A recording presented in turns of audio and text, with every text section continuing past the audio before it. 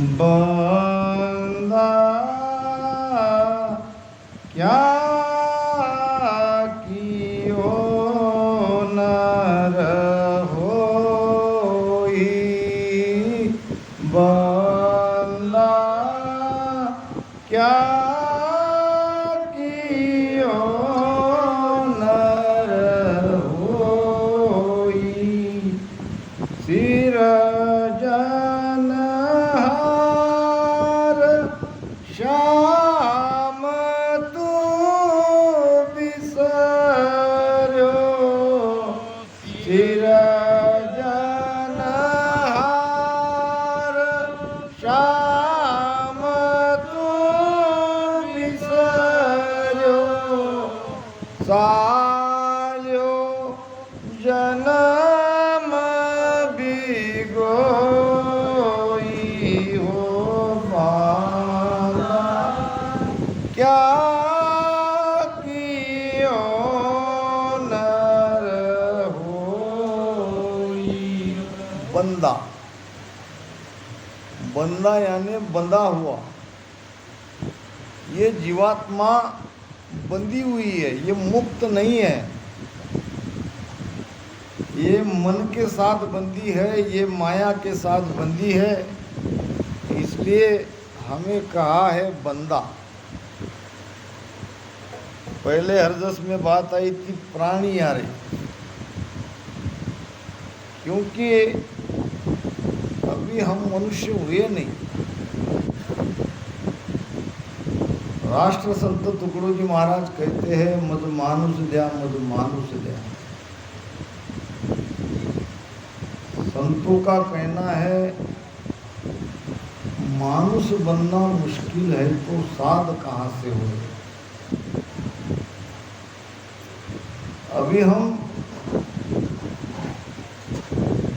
मनुष्य के जैसे दिखते हैं, मगर मनुष्यपना अभी आया नहीं है। हम विकारों में हैं, हम नशा पानी करते हैं, बुरी आदतें हमारे अंदर है। कभी कभी बुरा मत मातना कहना पड़ता है तो मनुष्य से प्राणी बहुत अच्छे हैं। महाराज का सवाल है सबको, बंदा क्या कियो नर हुई। कौन कह रहा है?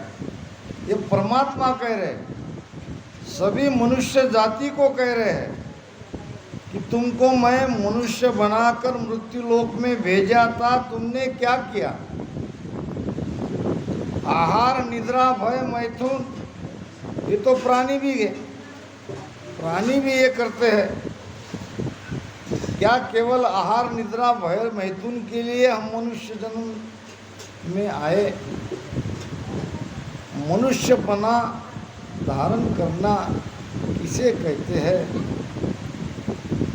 मनुष्य बनकर सबसे अहम कार्य क्या है? तो वो है परमात्मा की, परमात्मा का भजन करना। यही हमारा सबसे प्रमुख कार्य है। और बाकी तो ये पेट तो वैसे ही भर ही जाएगा। मनुष्य मजूरी देते है तो क्यों नहीं देवे राम। हम अगर किसी को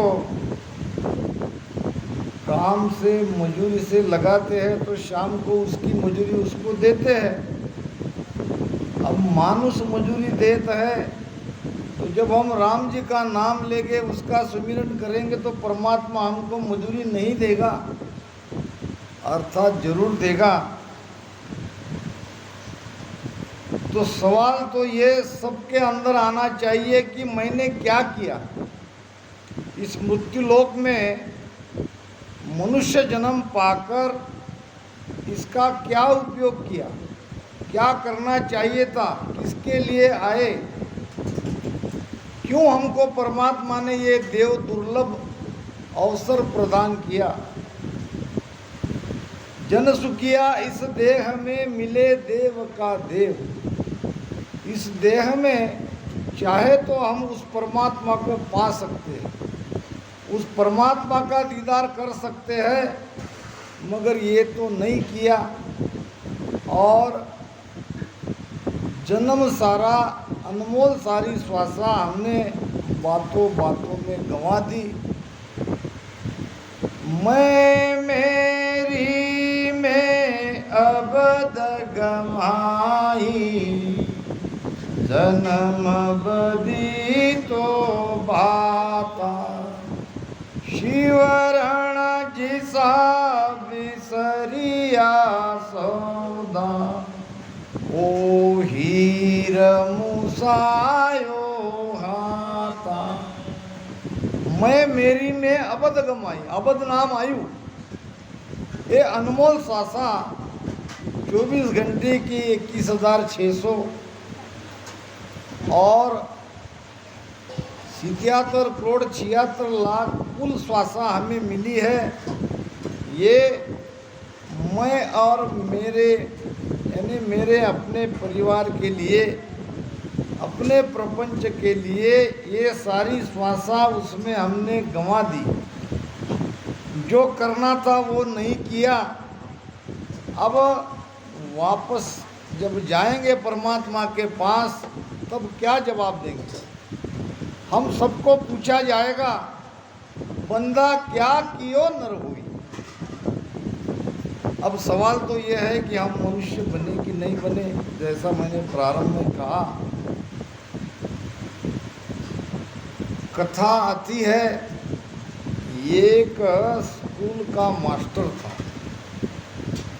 और अपने बच्चों को पाठ पढ़ाता था।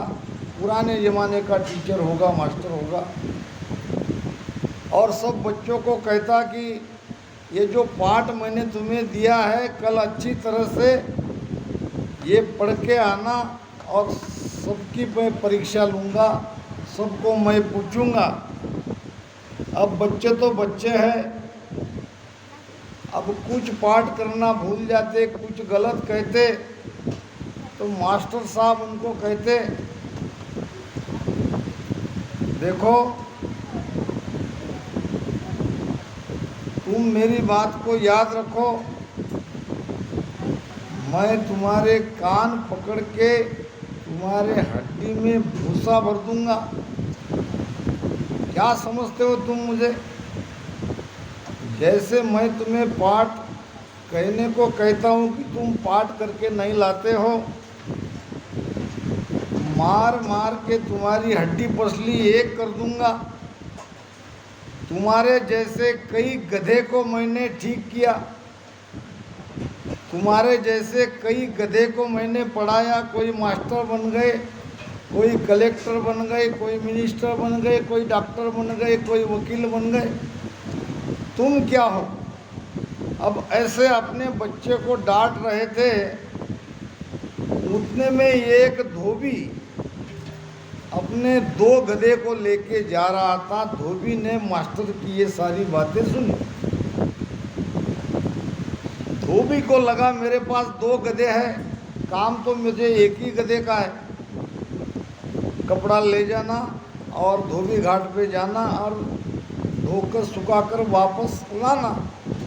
ये गधा तो मेरा ऐसे ही खाली है, तो चलो इस गधे को अपन मनुष्य बना देंगे। मास्टर साहब के पास गया, कहा, मास्टर जी आपकी सारी बातें मैंने सुनी, आप गधे को बहुत ऊंची ऊंची पोस्ट पर पहुंचाते हो और मनुष्य बनाते हो, तो मेरा एक गधा है, इसको तुम मनुष्य बना दो।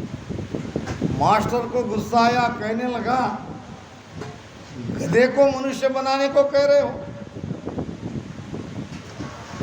मैं तो अपने बच्चों को कह रहा हूँ कि ये सब गधे हैं और मैंने कई गधे को ठीक किया है और तुम गधा लेके आए हो।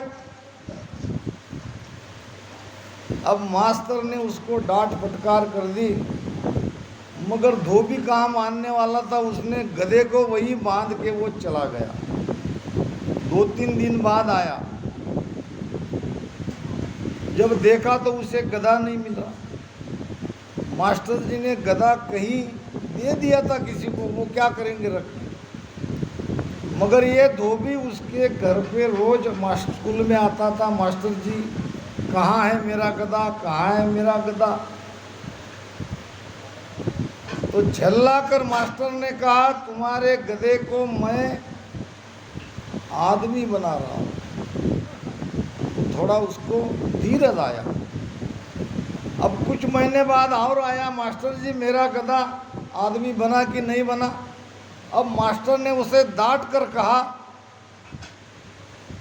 कि इतने जल्दी कोई आदमी बनता है, सालों लग सकते हैं, 4-5 साल रुको, तुम्हारा गधा बहुत बड़ा आदमी बन जाएगा, चिंता मत करो। अब 4-5 साल धोबी रुका और आया और कहने लगा मुझे मेरा गधा दो, नहीं तो बताओ उसको आपने आदमी बनाया कि नहीं बनाया। मास्टर थोड़ा घबरा गया, 5 साल बाद भी आया, पीछा नहीं छोड़ रहा है, और अब की बार तो लाठी लेके आया था। मास्टर जी मेरा गधा मुझे दो, या तो मुझे कहो कि तुमने उसको आदमी बना दिया, नहीं तो मेरा गधा मुझे वापस दो, नहीं तो लाठी से पीटूंगा। अब पीटने के डर से मास्टर जी ने कहा तुम्हारा गधा बहुत बड़ा इंसान बन गया, कहाँ है बताओ, मुझे उसका एड्रेस दो। अरे वो तो जिले का कलेक्टर बन गया है। अब उसको कहा किस जिले का कलेक्टर बना, तो जिले का नाम बता दिया।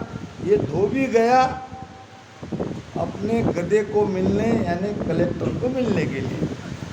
अब मिलने गया, वो दिन था इतवार। अब घर का पता पूछ लिया कलेक्टर साहब का, बहुत बड़ा बंगला था, गार्डन थी। इतवार के दिन कलेक्टर साहब गार्डन में बैठे थे और कुछ उसके जो नीचे के कर्मचारी थे, साहब थे, वो सब बैठे थे, कोई सलाह मसलत कर रहे थे किसी विषय पर। और ये देख रहा था कलेक्टर साहब को अपना गधा समझ के। अब वो जो दरबान था, जो नौकर था, वो जाने नहीं दे रहा। बड़ी मुश्किल से उसकी नज़र चुका के वो चला गया कलेक्टर के पास। अरे भाई तुम मेरे गधे हो, कितने बड़े कलेक्टर साहब बन गए हो।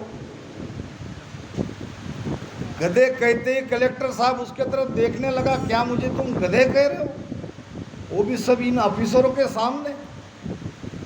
अब धोबी कहाँ सुनने वाला था। अरे भाई तुमने पहचाना है ना, तुम मेरे गधे थे, तुम कहाँ, तुम्हारे पीठ में मैं 25-25 किलो वजन लाद कर ले जाता था, जब तुम नहीं चलते तो तुमको डंडे से पीटता था, क्या सब भूल गए। अब इतना सब बकबक करने के बाद कलेक्टर साहब को गुस्सा आया और उसने उस धोबी को लातों से पीटा। अब लातों से पीटने के बाद, लात खाने के बाद धोबी कहने लगा बस बस बस, मैं समझ गया तुम मेरे ही गधे हो। पढ़ लिख कर इतने बड़े बन गए मगर लात मारना नहीं छोड़ा। तो मनुष्य बनना मुश्किल है और साध बनकर, संत बनकर इस मनुष्य जन्म को सार्थक करना बड़ा कठिन है। कठिन इसलिए है कि सत्संग का अभाव है, सत्संग नहीं मिलती है। और सत्संग में ये सब ज्ञान दिया जाता है। क्या किया हमने, क्या करना चाहिए था, करना चाहिए था भजन, लेना चाहिए था परमात्मा का नाम, मगर वो नहीं किया। शिरजनहार श्याम तू बिसर्यो, सालो जन्म बिगोई। ये जन्म तुम्हारा व्यर्थ जा रहा है। नर नारियो जगत रिजायो, कर कर से न पसिपति, मेरे रामा कर कर से न पसिपति। आन देव को निव निव पूजे, आन देव को निव निव पूजे, राम न सिमर्यो विपत्ति बंदा क्या कियो नर होई, बंदा क्या कियो नर होई। क्या किया हमने? नर नारी यूं जगत रिजायो। नर ने नारी को रिझाया, नारी ने नर को रिझाया, दोनों ने जगत को रिझाया, जगत से प्रेम किया, जगत के ही बनकर रहे। और संत कहते हैं जुग को संग सकल दुखदाय, जा संग सुखमति मानो। जगत में आपको थोड़ा बहुत सुख मिल भी रहा है, अंततः ये दुख में ही परिवर्तित होगा। क्योंकि ये पक्की बात मान लो, आप कभी मरने वाले नहीं हो। मन मरे ना माया मरे, मर मर गए शरीर, आशा तृष्णा ना मरे, यूं कह दास कबीर, यूं कह दास कबीर। आपकी मृत्यु नहीं है, आप अमर हो, आप परमात्मा के अंश हो। नैनन छिन्दन्ति शस्त्राणि, नैनन दाहति पावक।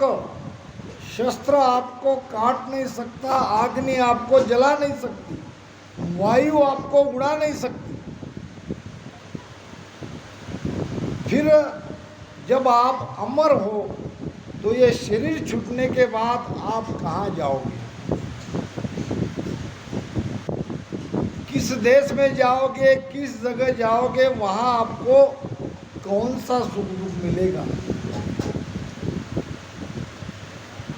शीस बुझे गुरुदेव जी, अगत मुक्त गत मोह, या को भेद विचार सो, कहो सुख दुख दो, कहो सुख दुख दो, जीव को कहाँ सुख होई, सो विद भेद विचार आन, कहो मुझ सोई, जीवपणो कब जाएगो, कब टले सब दोख, शीस बुझे गुरुदेव जी, अगत मुक्त गत मोख। कहाँ जाएंगे हम? ये शरीर छूटने के बाद 4 ही जगह जाएंगे। या तो अगति में जाएंगे, या गति में जाएंगे, या मुक्ति होगी, या मोक्ष होगा। ध्यान रखो, हमारी मृत्यु नहीं होने वाली है, मृत्यु होती है शरीर की, और हम शरीर नहीं है। अगति में जाओगे, हजारों साल आपको रहना पड़ेगा दुख में। गति में जाओगे तो स्वर्ग में जाओगे, और जितना आपका पुण्य है, जितना सुकृत है, उतना आपको वहाँ स्वर्ग में जाके सुख मिलेगा। और फिर जो पाप कर्म है, जो बुरे कर्म है, उसको भुगतने के लिए नरक में डाल दिया जाएगा। इसको कहते हैं गति। और फिर अगति तो है ही है दुखदाई, गति भी सुखदाई नहीं है। पुण्य का क्षय होता है, पुण्य भुगत लेने के बाद हमको नरक में डाल देते हैं, फिर 84 में डाल देते हैं। ये सारे शास्त्र, सारे मत, सारे पुराण, सारे धर्म, सबका यही मानना है। जीव का बाद में क्या होता है कर्म अनुसार उसकी गति होती है, फिर जाएगा मुक्ति। मुक्ति है वैकुंठ को कहते हैं। 4 मुक्ति है, सलोकता, समीपता, सायुज्यता और स्वरूपता। ये 4 मुक्ति वैकुंठ तक जाती है। वैकुंठ का सुख भी स्थायी सुख नहीं है। जब वो काल विष्णु को ढावे, चाकर धनी गर्भ में आवे। जब भगवान विष्णु के ऊपर भी काल का शासन है, वो स्वयं काल के दायरे में है, तो विष्णु की भक्ति करने वाले भी काल से नहीं बचेंगे। फिर ये चौथा रास्ता है मोक्ष का, जिसको कहते हैं बंधन से मुक्त हो जाना। अभी हम सब बंधन में हैं। वो बंधन से बंध गया एक बेचारा जीव। सारे बंधन काट कर ये जीव जब स्वतंत्र अपने स्वरूप में स्थित हो जाएगा, उसको कहते हैं मोक्ष। और मोक्ष प्राप्ति के लिए हमें मनुष्य जन्म मिला है। वो नहीं किया, हमने भजन नहीं किया, और क्या किया, संसार में फंस गए, मोह माया में फंस गए, और जगत के सुख में राम जी को भूल गए। नर नारी यो जगत रिजायो, कर कर से नभ सिकती। कई प्रकार के उपाय करके संसार का सुख चाहा, संसार में रहना चाहा, मगर संसार थोड़े दिन का है, कहाँ तक हम यहाँ रहेंगे। जाना है रहना नहीं, मरना बिसवा भी। 2 दिन के जीवन में मत भूलो जगदीश, मत भूलो जगदीश। सबको जाना है, सबकी मृत्यु अटल है। अटल यानी टलने वाली नहीं है। लाख उपाय करो। संतों ने कहा है, जन्म लिया रे जाने मरणो पड़सी, मोतड़ी नगारा सिर कूटे रे। लाख उपाय करो नर आई, भजन बिना नहीं छूटे रे। जन्म लिया रो जन मरणो पड़सी, मोतड़ी नगारा सिर कूटे रे।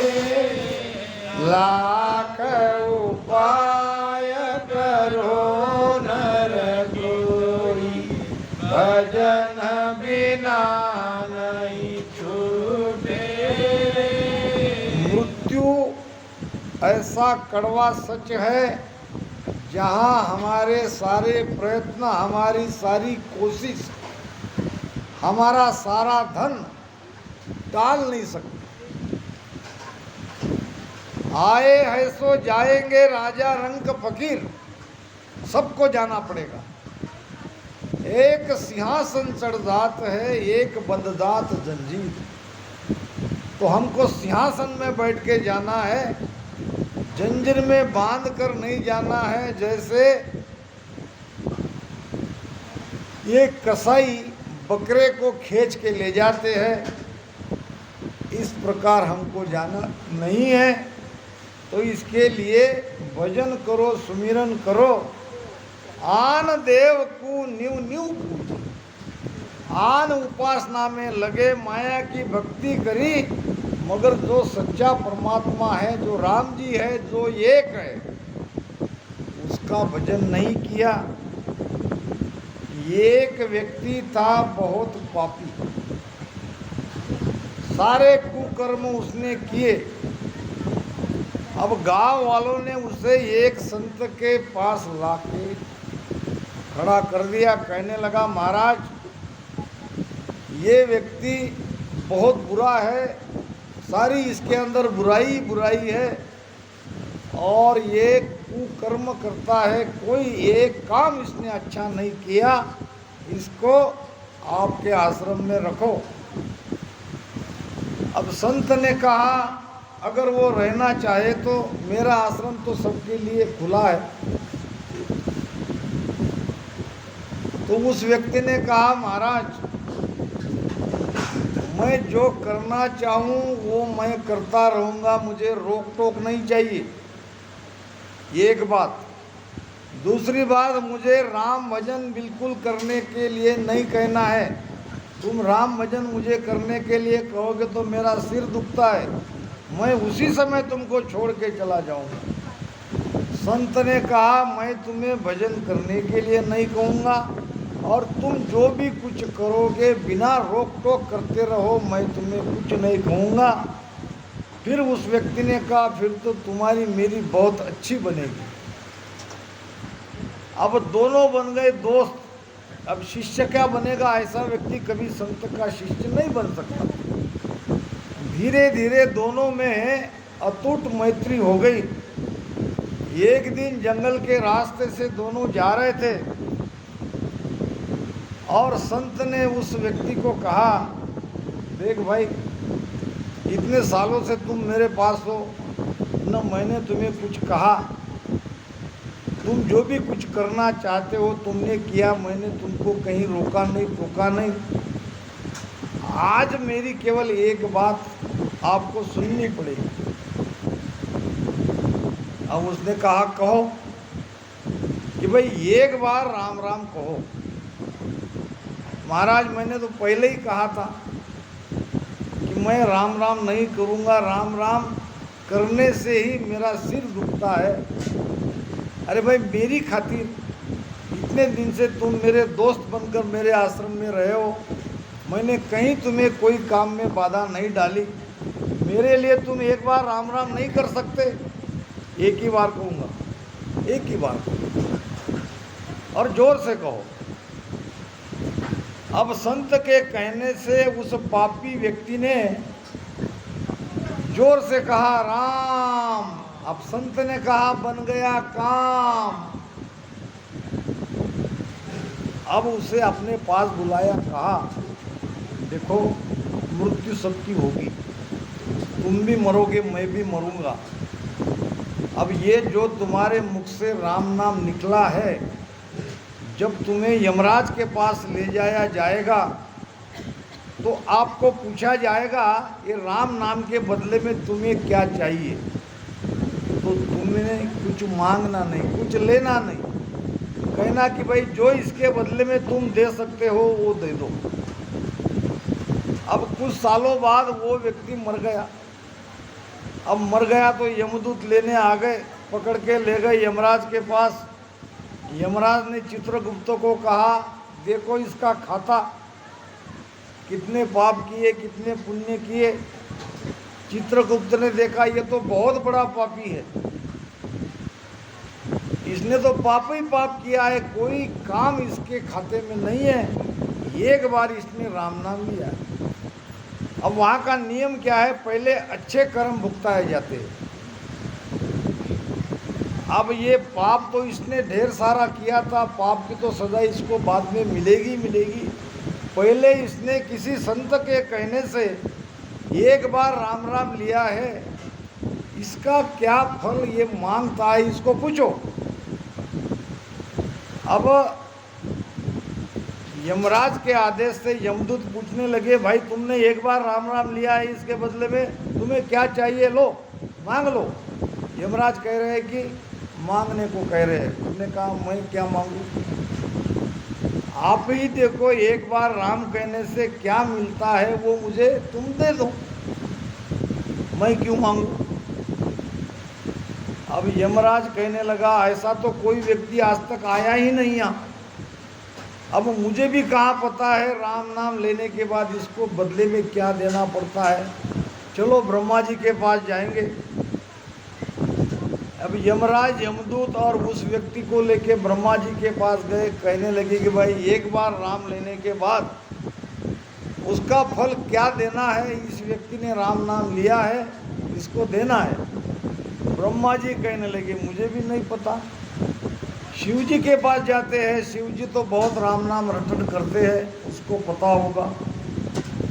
शिव जी के पास गए, शिव जी कहने लगे मेरा सबसे प्यारा नाम राम राम है, मगर राम राम लेने के बाद क्या मिलता है ये मुझे भी नहीं पता। अब सब गए भगवान विष्णु के पास। विष्णु भगवान ने कहा अब इसको यहाँ छोड़ के तुम चले जाओ। अब सब चले गए। अब विष्णु भगवान उसके तरफ देख के मुस्कुराने लगे, क्या तुम्हें एक बार राम नाम लेने का क्या फल मिला ये पता चला? उसने कहा नहीं, वो तो आपके पास लाए हैं। अरे भाई यही तो फल है, एक बार राम नाम लेने के बाद तुम मेरा दर्शन कर रहे हो, तुम मेरे पास पहुंच गए हो। ये बहुत बड़ी शक्ति ताकत राम नाम में है। तो राम नाम का सुमिरन करो। एक व्यक्ति था 80 साल का बूढ़ा, जिंदगी भर उसने राम नाम नहीं लिया। अब अंत समय आ गया, उसको नीचे लिटा दिया गया। अब कभी भी ये मरने वाला था। 2 बेटे थे, दोनों बेटे ने कहा कि पिताजी ने जिंदगी भर परमात्मा का नाम नहीं लिया और अंतिम समय उसके मुख से राम नाम निकल गए तो बेचारे की गति हो जाएगी। चलो डॉक्टर को बुलाते हैं और कहते हैं कि पिताजी को थोड़ा बोलने लगाओ। अब पिताजी सुनते भी कम थे और बोलने के लिए डॉक्टर ने उपाय किया।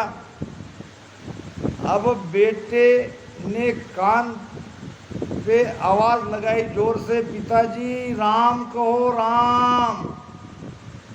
बूढ़ा बहुत होशियार था, उसने कहा तुम क्या कहते हो ये मुझे सुनाई नहीं दिया, जोर से बोलो। अब दोबारा बेटे ने उपाय किया, चलो ये बूढ़ा ऐसे नहीं मानेगा। अब इसको दूसरी तरह से पूछते हैं, पिताजी तुमको क्या नहीं सुनाई दिया? लगा कि आप तो कहेगा बूढ़ा राम नाम मुझे सुनाई नहीं दिया। बूढ़ा बड़ा चालाक था, उसने कहा जो तुमने कहा वो सुनाई नहीं दिया। नहीं निकला, पापी के मुख से राम नाम निकलता ही नहीं। हम सब जानते हैं राम नाम के महत्व को, यहाँ तक कि सुबह उठ के सब कोई भी जाति का हो, कोई भी धर्म का हो, हम राम राम ही करते हैं। और अंत समय जब हमको ले जाया जाता है स्मशान, तब भी कहते हैं राम नाम सत्य है। और सत्य बोला वो किसके लिए? वो मुर्दे के लिए थोड़ी बोला जा रहा है। वो स्मशान में मुर्दे के साथ जो जलाने के लिए जाते हैं उसके लिए है वो, कि भाई राम नाम ही सत्य है, सत्य बोलो तो गति होगी, नहीं तो इसके जैसा हाल होगा। तो राम नाम के महत्व को समझो।